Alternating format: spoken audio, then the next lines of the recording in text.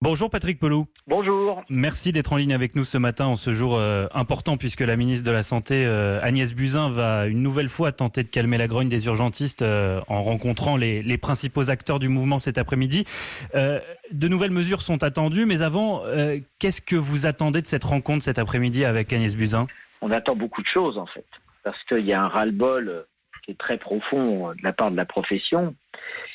On attend qu'on reconnaisse notre difficulté de remplir les missions de service public pour lesquelles on travaille à l'hôpital. C'est ça, c'est une reconnaissance, qu'elle reconnaisse que vraiment on travaille dans des difficultés chroniques. Et puis en plus de ça, je pense que nous sommes arrivés au bout d'une logique du système de santé et qui ne fonctionne plus en fait. Il faut inventer quelque chose de nouveau.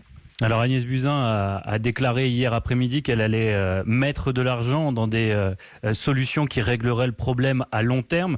Il y a 3 pistes qui sont retenues visiblement d'après le JDD.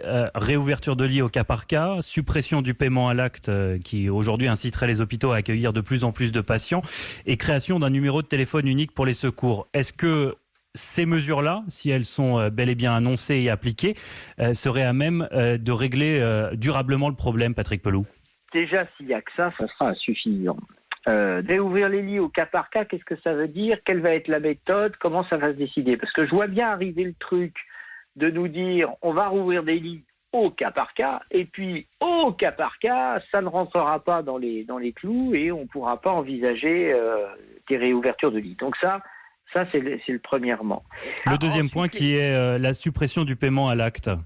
Oui, alors ça, la suppression du paiement à l'acte, il y a un président de la République qui a été élu et c'était dans ses promesses de campagne. C'était la fin de la tarification à l'activité.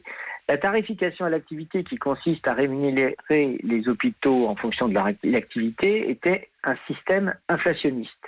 Parce que plus on travaillait, plus on allait avoir de l'argent. Alors oui, fin du paiement à l'acte, je suis d'accord, mais fin du paiement à l'acte pour tout le monde. Ça veut dire que ça soit un véritable Big Bang dans l'organisation du système de santé, et on dit, bon ben voilà, c'est fini, il n'y a plus de paiement à l'acte. Alors quel nouveau système de financement pour les services hospitaliers et les services d'urgence ? C'est ça la question. Troisième point, le numéro unique, c'est quelque chose qu'on demande depuis des années, qu'il y ait enfin un numéro unique entre les SAMU et les pompiers, qu'on simplifie ces numéros, que ça soit plus simple pour les gens. Vous voyez, que d'un coup, on se dise plus « Ah, je fais le 15, je fais le 18, etc. » Mais que d'un coup, vous dites « Bon, ben voilà, je fais le 112. » Et puis après, c'est à nous de trier et d'orienter. J'espère que c'est ça, parce que si c'est réinventer un énième nouveau numéro pour la santé, Là, c'est pas possible. J'entends. Patrick Pelloux, vous attendez aussi un geste au niveau des rémunérations, notamment des aides-soignants, aides-soignantes, infirmières. Ouais. Ils peuvent pas vivre avec des salaires qui sont à 1002, 1004. C'est très compliqué par rapport à la tâche qu'ils ont, aux missions qu'ils ont. Il faut augmenter les salaires. Mais en quoi augmenter les salaires aujourd'hui aiderait à désengorger les services d'urgence ? Eh bien, pour une raison très simple, c'est que vous allez rendre attractifs ces métiers. Et donc, du coup, on va arriver à recruter du personnel. Parce qu'aujourd'hui, vous n'arrivez pas à recruter du personnel ? Ah non. À l'assistance publique, hôpitaux de Paris, il manque des centaines d'infirmiers. Parce que la vie à Paris, je prends Paris, je pourrais prendre d'autres agglomérations, est rendue très coûteuse et très difficile. Alors, pour plein de raisons, le coût de la vie, le coût du logement, le coût du transport, etc. Moi, dans mon service, j'ai des personnels qui font 2 heures de transport pour juste venir travailler, c'est à 4 heures par jour. Pour 1 500 euros par mois.